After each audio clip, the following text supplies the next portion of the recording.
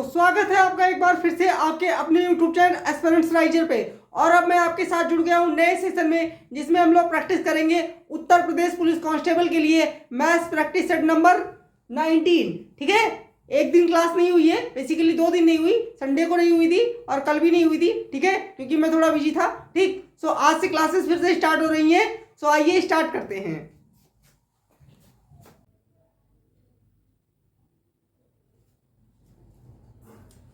दोस्तों, पहला क्वेश्चन देखते हैं। देखिए बोर्ड पे लिखा हुआ है, क्या दिया गया है देखते हैं।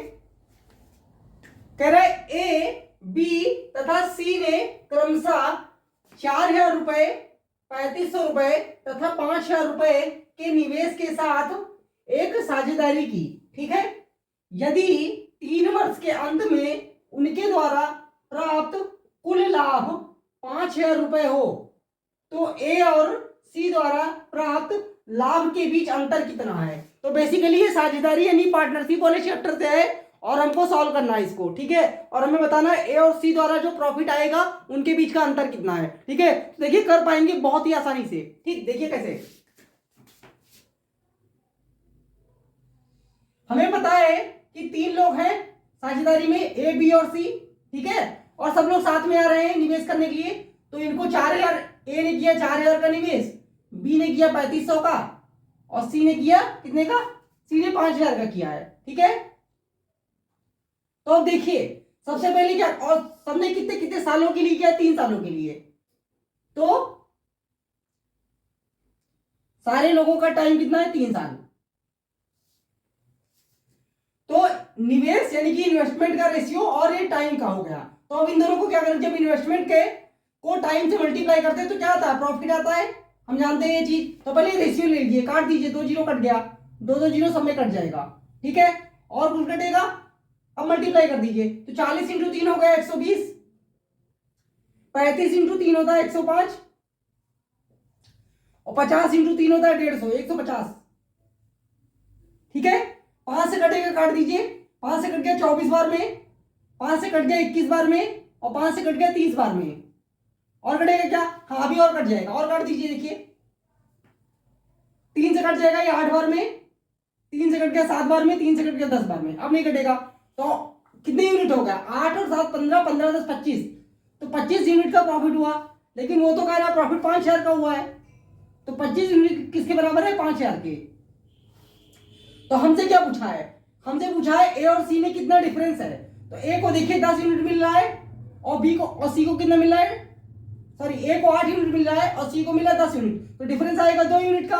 तो पहले 1 यूनिट का मान निकाल लीजिए। 25 समझा 25 यानी कि 25 से कम 25 और 25 से कट गया 2 बार में 50। तो 1 यूनिट का मान आ गया 200। तो डिफरेंस कितना है, 2 यूनिट का। तो 2 यूनिट का मान कितना हो जाएगा, 400। ठीक है, तो इस क्वेश्चन का राइट आंसर क्या हो गया, 400। Option number C is the right answer. देख लीजिए सॉल्यूशन एक बार।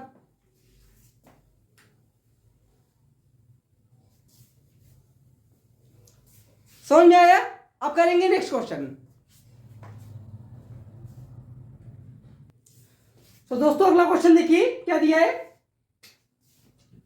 रामू अपने बचत का 22% आश्रम के लिए, 23% अनाथालय के लिए और 24% हेल्थ के लिए दान देता है। ठीक है, बचत की शेष राशि जो कि 9300 रुपए है, 9,300 बैंक में जमा करता है। ठीक है, यदि वेतन का 40% उसकी बचत राशि हो तो उसकी आय क्या है। तो हमें क्या बताना है, हमें रामू की आय यानी कि रामू की इनकम बतानी है। ठीक है, सैलरी जो की होती है। और ये क्वेश्चन जो है वो यूपीएसआई 2021 में आया हुआ क्वेश्चन है। ठीक है, ये क्वेश्चन यूपीएसआई 2021 में जो परीक्षा हुई थी उसमें आया था। ठीक है, तो देखिए इसको कैसे सॉल्व करेंगे। तो पहले तो कितना वो दान देता है, 22% दिया उसने। ठीक है, और कितना देता है, प्लस 23% प्लस अनाथालय के लिए 24%। तो अगर आप देखें तो इन सबका सम कितना होगा, 2 3 5 और 4 9 और 2 2 4 2 6, 69% हो गया। ठीक है, आगे क्या कह रहा है, बचत की शेष राशि जो कि 9300 है। तो अगर हम मान लें कि बचत जो है वो, अभी हम ये 40% नहीं ले रहे हैं, अभी हम मान लें कि बचत 100% था। तो अगर बचत 100% था, मान लेते हैं कि बचत जो है वो 100% है, सेविंग, तो अगर मैं इसमें से 69 घटा दूं तो कितना आ जाएगा, 31% आ जाएगा। आ जाएगा कि नहीं? तो वही 31% जो कि सेविंग है वो बैंक में जमा करता है, और बैंक में जमा कितना कर रहा है, 9300 रुपए। ठीक है, तो यहां से काट दीजिए, एक बार में कट गया, ये 3 बार में कट जाएगा, 300 आ जाएगा। यानी कि 1% का मान आ गया 300, तो 100% कितना हो जाएगा,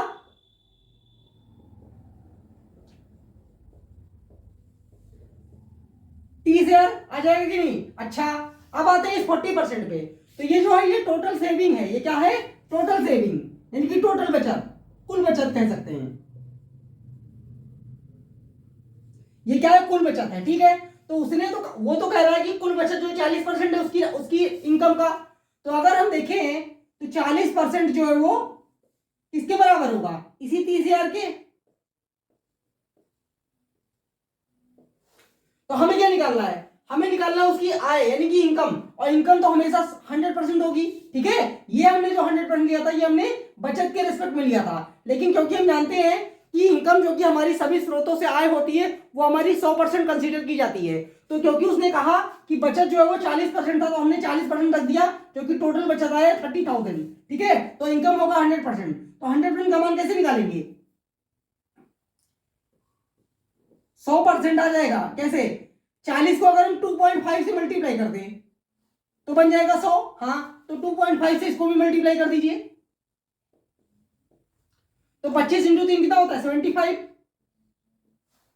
होता है कि नहीं, और फॉलोड बाई 40। लेकिन क्योंकि एक नंबर पर पॉइंट लगा तो यहां लग जाएगा पॉइंट, तो उसकी इनकम कितनी हो गई, 75,000। कितनी हो गई, 75,000। तो इस क्वेश्चन का राइट आंसर हो गया 75,000, नहीं 75,000 रुपए। तो that means option number C, यहां लिखा है 75 के। देख लीजिए सोल्यूशन एक बार आप लोग।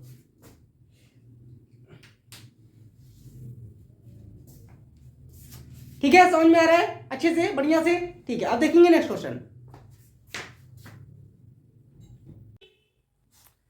अगला क्वेश्चन देखिए क्या दिया है। 6 सेंटीमीटर व्यास वाले कितने धातु के गोले को पिघलाकर 8 सेंटीमीटर व्यास तथा 18 सेंटीमीटर ऊंचाई वाले एक ठोस बेलन में ढाला जा सकता है। बेसिकली एरिया वॉल्यूम वाले चैप्टर का जो 3D फिगर होता है बेसिकली वही है। तो हम जानते हैं कि जब भी किसी चीज को पिघला करके कुछ दूसरा नया चीज बनाया जाता है तो उसमें एक चीज जो कॉमन कांस्टेंट रहती है, फिक्स रहती है, वो क्या होता है, वॉल्यूम। ठीक है, तो देखिए इसको कैसे करेंगे, इसको कैसे सॉल्व करते हैं। गोला, गोला हम जानते हैं क्या होता है, गोला होता है स्फीयर, इंग्लिश में स्फीयर बोलते हैं उसको, और उसका वॉल्यूम क्या होता है, गोले का जो आयतन होता है क्या होता है, गोले का आयतन, गोले का आयतन होता है 4/3 pi r cube, pi r cube. ठीक है, और ठोस बेलन बनाया जा रहा है तो बेलन का आयतन क्या होता है, बेलन का आयतन क्या होगा, बेलन का आयतन होता है पाई आर स्क्वायर एच। बेलन का आयतन क्या होता है, पाई आर स्क्वायर एच। ठीक है, और तीनों क्यूबिक यूनिट में आएंगे, तो यूनिट का हमें कोई यहां लोचा नहीं है फिलहाल। ठीक है, अब चलिए देखते हैं क्या दिया है। और देखिए, और व्यास में, व्यास और त्रिज्या में क्या रिलेशन होता है, व्यास और त्रिज्या में क्या रिलेशन होता है, व्यास जो होता है वो क्या होता है, त्रिज्या का दुगुना होता है, 2 गुणे त्रिज्या, 2 गुणे त्रिज्या। यानी हम कह सकते हैं जो व्यास दे रखा है वो अगर हमें त्रिज्या निकालनी है तो उसको 2 से डिवाइड करना पड़ेगा। ठीक है, तो अब देखिए इधर की साइड में मैं लिख रहा हूं, लेफ्ट साइड में जो है गोले के बारे में। तो गोले का आयतन हमने लिख रखा है 4/3 पाई आर क्यू। तो 4/3 पाई आर हमें पता चलेगा क्योंकि व्यास दे रखा है। देखिए व्यास कितना है गोले का, 6, तो रेडियस कितनी हो जाएगी, 3, तो 3 हो जाएगा ये, और 3 का क्यूब यानी पावर 3। ठीक है, पाई हमने लिखा रहने दिया ऐसे। अब देखिए, और मान लेते हैं कि कितने गोले लगाने पड़ते हैं, उसने पूछा कि कितने गोलों को पिघला करके, 6 सेंटीमीटर व्यास वाले कितने धातु के गोले को पिघला करके। तो मान लेते हैं n नंबर ऑफ गोले जो पिघलाए जा रहे हैं, ठीक है। तो क्या बनेगा, बेलन बन जाएगा। अब बेलन का देखिए, बेलन का आयतन क्या है, पाई आर स्क्वायर एच, तो पाई आ गया। आर कहां से आएगा, आर आ जाएगा, उसने बोला था व्यास 8 सेंटीमीटर है, तो रेडियस कितना होगा 4 सेंटीमीटर, यानी 4 का स्क्वायर कर दीजिए यहाँ पर, ठीक है। और ऊंचाई उसने बताया है, देखिए ऊंचाई कितना है 18 सेंटीमीटर, हाइट क्या है 18 सेंटीमीटर। तो बस इसको सॉल्व कर लेंगे, आंसर आ जाएगा, और कुछ नहीं करना। तो देखिए क्या क्या कट रहा है, पाई कट जाएगा यहाँ से, पाई पाई कैंसिल कर दीजिए, ठीक है। और देखिए क्या कट जाएगा, ये जानते हैं 3 का क्यूब होता है, और 3 यानी कि 4/3 इंटू 3 का क्यूब 27, और 3 से काट दीजिए इसको, तो कितना आ जाएगा 9, ठीक है। Into n is equal to, यहां देखिए 4 का स्क्वायर 16 पूरे 18, यही तो आएगा। अब देखिए यहाँ पे क्या बचा, यहाँ पे 4 into 9 into n is equal to 16 into 18। तो देखिए 9 से कट जाएगा, 9 से कट गया ये 2 बार में, और 4 से कट गया ये 4 बार में, ठीक है। तो n का मान कितना आ गया, 4 इंटू 2 8, यानी कि 8 गोले पिघला करके एक ठोस बेलन बनाया जा सकता है। तो इस क्वेश्चन का राइट आंसर है 8, यानी कि ऑप्शन नंबर सी। देख लीजिए एक बार,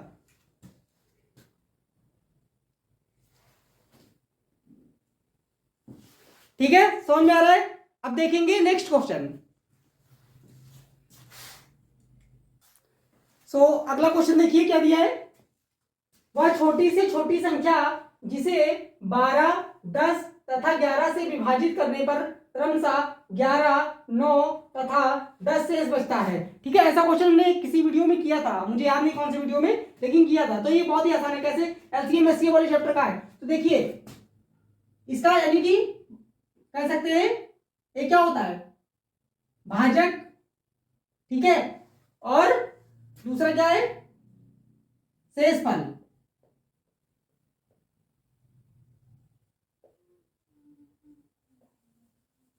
शेषफल, ठीक है। तो देखिए क्या दिया है, पहले संख्या कौन कौन सी है, 12, 10, 11, और शेष कितना बच रहा है 11, 9, 10, शेष बचा 11, 9, 10। तो आप देखिए इसको डिविडेंड बोलते हैं, ऊपर वाले को डिविडेंड और नीचे वाले को रिमाइंडर। तो वो कह रहा है कि ऐसी कौन सी संख्या होगी जिनसे तीनों 12, 10, 11 को डिवाइड करें तो 11, 9 और 10 शेष बचना चाहिए। तो देखिए इनमें रिलेशन क्या है, इनमें रिलेशन 12 से 11 घटाए तो 1 आता है, 10 से 9 घटाए तो भी 1 आता है, और 11 से 10 घटाएंगे तो भी 1 आता है। यानी हम कह सकते हैं भाजक से जब हम शेषफल को घटा रहे हैं, यानी डिविडेंड से जब हम रिमाइंडर को घटा रहे हैं, ठीक है। आई डोंट नो इसको भाजक ही बोलते हैं, भाजक बोलते हैं, मुझे इतना याद नहीं, लेकिन आप इंग्लिश में जान लीजिए डिविडेंड, ठीक है। डिविडेंड से जब हम रिमाइंडर को घटा रहे हैं तो क्या आ रहा है, डिफरेंस 1 का है तीनों जगह। तो इसका मतलब क्या हुआ, इसका मतलब वो संख्या क्या होगी, इन तीनों संख्या का लासा, इन तीनों संख्या का 12, 10, 11 का एलसीएम और -1। तो एलसीएम देखिए 12, 10, 11 का एलसीएम कैसे लेंगे, 12 और 10 का एलसीएम कितना होता है 60 होता है, 12 और 10 का एलसीएम कितना होता है, 12 और 10 का कितना होता है एलसीएम 60 होता है कि नहीं होता, होता है, ठीक है। और 11 तो प्राइम नंबर है, तो इनका प्रोडक्ट यानी कि 60 इंटू 11, तो क्या आ जाएगा 660। और आप देखिए कॉमन क्या है दोनों में, तीनों में कॉमन है 1, तो इनमें से 1 कर दीजिए माइनस, तो यानी कि 659 इस क्वेश्चन का आंसर होगा। 659 वो संख्या है जिसमें अगर हम 12 से भाग देंगे तो 11 शेष बचेगा, 10 से भाग देंगे तो 9 शेष बचेगा, और 11 से भाग देंगे तो 10 शेष बचेगा। तो इस क्वेश्चन का राइट आंसर होगा 659। देख लीजिए एक बार आप लोग,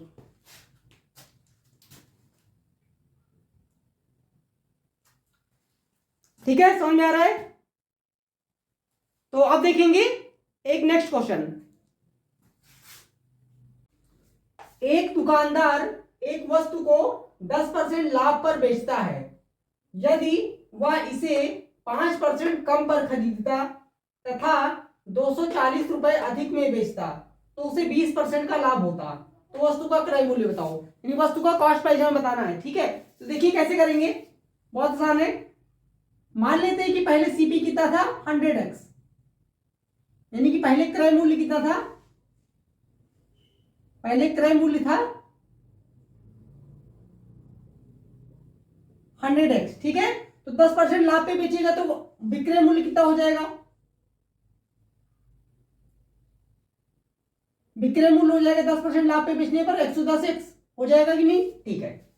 अब क्या कह रहा है कि अगर वो इसे 5% कम पे खरीदता, तो पहले 100x पे खरीदा था, अब 5% कम पे खरीदेगा तो कितने का खरीदेगा, 95x का, ठीक है। और 240 रुपए अधिक में बेचता, तो देखिए 110 का x का पहले बेच रहा था, 110x का पहले बेच रहा था, और कितने का बेचेगा, 110x प्लस 240 का, 240 बढ़ गया ना, ठीक है। तो उसे 20% का लाभ होता, ठीक है। अब लाभ किस पे होता है, लाभ होता है कॉस्ट प्राइस पे, यानी कि क्रय मूल्य पे, तो यानी इसी का 20% लाभ होगा उसको, और 20% का मान वैल्यू तो हम जानते हैं क्या होता है, 6/5 हो जाएगा, है ना।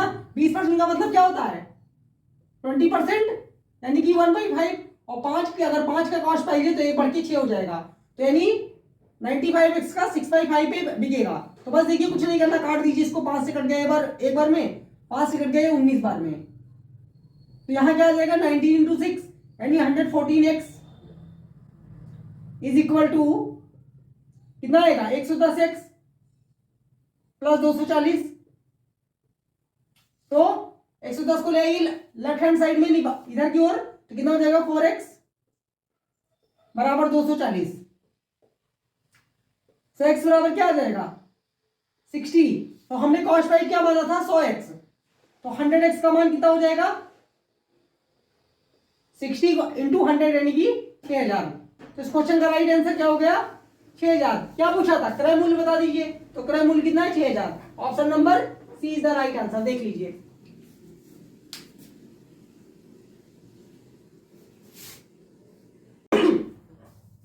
एक व्यापारी अपने माल पर 50% अधिक अंकित करता है, इस मूल्य पर वह अपने स्टॉक का 1/3 बेचता है, ठीक है। बचे हुए स्टॉक का आधा व 10% की छूट पर बेचता है, तथा बाकी बचा हुआ माल वह 12.5% 12.5% छूट पर बेच देता है। व्यापारी का कुल लाभ या हानि प्रतिशत क्या है, लगभग में बताना है, लगभग में दिया है, ठीक है। सो देखते हैं इसको कैसे सॉल्व करेंगे। देखिए हमें क्या क्या करना है, हमें पहले दिया है कि वो 1/3 करेगा यानी अपने माल का, फिर क्या करेगा, फिर बचे हुए का आधा करेगा, 1/2 करेगा, फिर क्या करेगा, यानी फिर से आधा ही बचेगा, तो हम कह सकते हैं 3 और 2 यानी कि हमें कुल 12 का कुछ 3 दूनी 6 दूनी 12 यानी 12 के मल्टीपल में हमें कुछ वस्तुएं मान लेनी चाहिए। तो हम मान लेते हैं कि वस्तुएं कितनी है उसके पास 120, मान लेते हैं टोटल वस्तुएं कितनी है,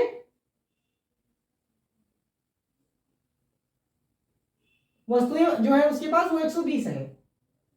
अब 120 है तो इन पे वो 50% मार्किंग कर देगा, तो कितने का कितना हो जाएगा मूल्य, 50% 120 का 60 होता है 180, ये उसका हो गया टोटल, कह सकते हैं कि कुल कॉस्ट प्राइस हो गया, सीपी हो गया। ये सीपी नहीं कहेंगे, इसने मार्क किया है यानी कि इसी पे वो सेल करेगा, ठीक है, इतना उसने मार्किंग कर दी है, ठीक। अब 120 वस्तुएं हैं, मान लेते हैं एक वस्तु कितने की बिक रही है, 1 रुपए की है एक वस्तु, और 120 वस्तु हमने मान लिए और उसने मार्किंग कर दी 50% से बढ़ा करके, ठीक है। अब देखिए क्या होगा, इसका 1/3, इसका 1/3 जानते हैं क्या होता है 40 होता है, इसका 1/3 जो कितने में बेचेगा 50% की प्रॉफिट में, क्योंकि 50 में मार्किंग की है, 40 में 50% का मार्किंग मतलब कितने का बिकेगा 60 का, ये वाला पहला तो बिक गया 60 का। अब बचेगा कितना 80 बचेगा, 120 से 40 घटा देंगे, 80 का हाफ, 80 का आधा यानी फिर से 40 कितने का बेचेगा, 40 का प्राइस क्या होगा 60 ही होगा, और 60 पे वो 10% का छूट देगा, 60 पे वो 10% का छूट देगा, यानी कह सकते हैं 9/10 में बेचेगा, 0 जो कट गया तो कितने में बेचेगा 54 पे, ठीक है। अब बचे हुए का जो बच गया है कितना बच गया 40, और इसको भी उसने 50% मार्क किया होगा यानी 60 रुपए होगा इसका, और इसको कितने में बेचेगा 12.5% की छूट, हम जानते हैं 12.5 क्या होता है 1/8, और 1/8 यानी कि 1 की छूट देगा 8 पे, तो 7/8 पे बेचेगा, ठीक है। अब देखिए 7×42 420/8 8 से काटिए इसको, 8 पंची 40, 2 बचेगा, 8 दूनी 16, 8 पंची 40, यानी 52 रुपए 50 पैसे के आसपास इसका आ जाएगा सेलिंग प्राइस। ठीक है, सो आप देख लीजिए उसने कितने का बेचा है, 60 का यहाँ बेचा, 54 का यहाँ बेचा और 52.5 का यहाँ बेचा, तो कितने का बेचा कुल? 60 में 50 जोड़ेंगे तो 110, 110 में 50 जोड़ेंगे तो कितना आएगा? 160, और 4 यहाँ पे, 2 यहाँ पे, 6, तो 166 हो गया, और 0.5 यानी 166.5 रुपए का वो बेच रहा है, और उसने कुल कितने का खरीदा था? आप देख लीजिए 120 का, हमने कहा था एक वस्तु 1 रुपए की है, तो कितने का प्रॉफिट होगा? यानी हम कह सकते हैं दोनों का डिफरेंस कितना है? 40.5 अपॉन कॉस्ट प्राइस नीचे आएगा इंटू 100। इसको हम सॉल्व करेंगे तो हमारा आंसर आ जाएगा। 0 0 कट गए और एक पॉइंट से यहाँ एक 0 लगेगा, तो एक 0 से ए भी कट गया, तो अब बस डिवाइड करना है। 12 से 3 बार में कट गया, 12 3 36, ठीक है, 4 बचेगा तो कितना हो जाएगा? 45 हो जाएगा, और 12 चौक 48, यानी कि कुछ 34% के आसपास आएगा प्रॉफिट होगा, और वो भी 34% के आसपास। ठीक है, तो इस ऑप्शन में कोई ऑप्शन मैच नहीं कर रहा है। ठीक है, तो मैं एक पांचवा ऑप्शन कर देता हूं यहाँ पे, तो 34% प्रॉफिट होगा इस क्वेश्चन में। देख लीजिए सॉल्यूशन।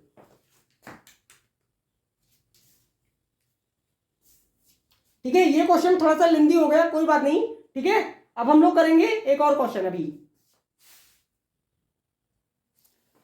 नेक्स्ट क्वेश्चन देखिए, ए किसी काम को 15 दिन में, बी उसी काम को 20 दिन में तथा सी उसी काम को 12 दिन में कर सकता है, तो तीनों एक साथ समान कार्य को कितने दिन में करेंगे?